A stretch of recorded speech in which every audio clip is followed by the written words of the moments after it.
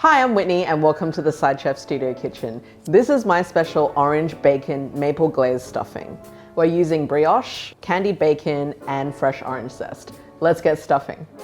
First, we're gonna preheat our oven to 250 degrees Fahrenheit. Today, I'm gonna use brioche because personally, I really like that kind of like soft, sweet texture that you get out of this loaf. To prepare it, we're just gonna tear it up with our hands. This doesn't have to be super neat. We do want there to be a lot of exposure on the sides so that when we bake off these pieces, it gets really crispy. So we're gonna finish up here, bake off our brioche, and then we're gonna prepare the rest of our ingredients. The first thing that we're gonna do is just to lay our bacon out onto this baking tray. So what I have here is a cake rack that is rested inside a deep dish so that we can get optimal airflow throughout our bacon and it's gonna get really, really crispy.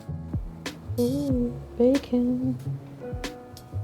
If you need to overlap it a little bit, that's okay as well because it's going to shrink in the oven. Essentially, we are lacquering this bacon in maple syrup so that when it goes into the oven, it gets super crispy.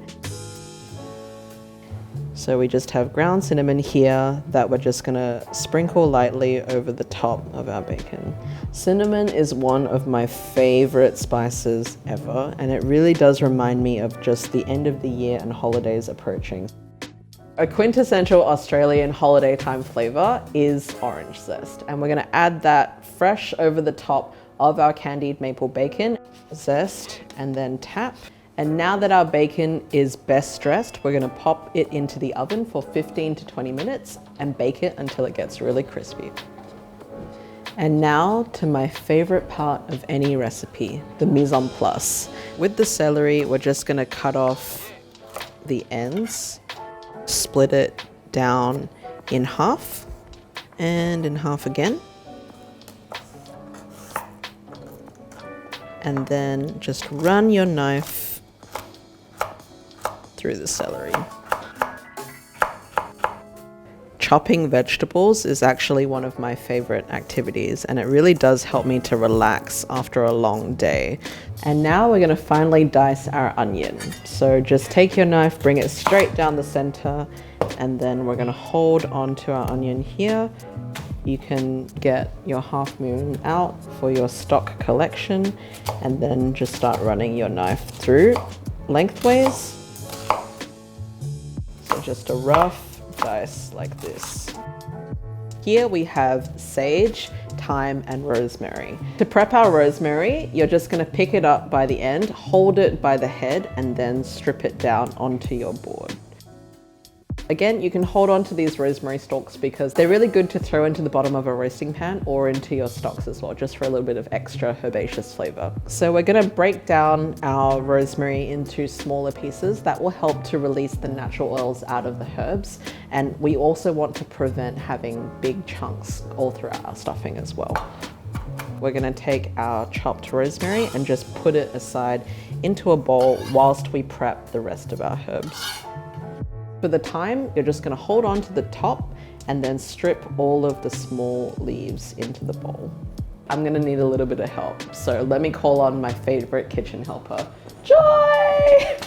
Hey, what's up? Hey, do you have time to help me with some thyme? It sounds like you have a lot of time, so let's get to it. All right. Sage is a very traditional Thanksgiving herb, For sure. So we're definitely adding a lot of that into our stuffing today. And what we're gonna do is just pull all the leaves off the stem and then I'm gonna run my knife through them exactly like how we did with the rosemary. It really does smell like a candle. Whew. The last thing that we're gonna do is prep our fresh parsley and we're just gonna take it off the stem and give it a rough chop. Just gonna bunch it up and run your knife through. So we're done with our parsley and we're just gonna add it into our bowl of herbs that we have here. Our bacon is out of the oven now. Do not throw away the bacon grease and maple that has come to the bottom of your pan. You're gonna use some of that later to cook your vegetables. So now we're gonna chop our bacon, stack it together so that you can run your knife through it. And now our brioche is out of the oven and you can see that it's gotten nice golden brown and crispy. So just to Have a look, this is exactly what we're looking for. The most important part of our stuffing, the butter. Start off with putting your butter into the pot and letting that melt. And we're just gonna add in our vegetables now and cook them down. This process of cooking down our onions and celery is gonna take around 10 to 15 minutes. Take your time with it. We wanna make sure that our onions and celery get super soft and fragrant. So our onion and celery have cooked down beautifully. So we've got our brioche fresh from the oven, super crispy, and it's gonna soak up this butter right here. And we've also got our maple bacon that we've made earlier. This is looking and smelling really good. This is the best time for us now to add in our fresh herbs. And just to finish off with, we're just gonna season with salt and pepper. So now what we're gonna do, add in your stock slowly so that you can make sure that you're not overhydrating your croutons. When you press down on the brioche, there's a tiny little bit of give, but you shouldn't really be feeling anything soggy. The final step is just to crack our eggs and add in a little bit of stock so that we can form the custard that is going to bind our stuffing together. Once this is loosened up, we're just gonna add this into our pot and stir to combine with the rest of our stuffing. And my favorite part, as always, freshly grated orange zest. So we're adding in this orange at the very last moment so that we can keep as much of the vibrancy from the fresh zest as possible. We're gonna take our bacon and maple drippings that we saved from earlier and just brush that along the pan. This is gonna help the edges of our stuffing crisp up really, really nicely. So this is going into the oven at 375, covered for 40 minutes. So we've baked this stuffing covered for about 40 minutes now. Looks amazing. We're gonna put this back into the oven and bake for another 25 minutes until it becomes golden brown and crispy.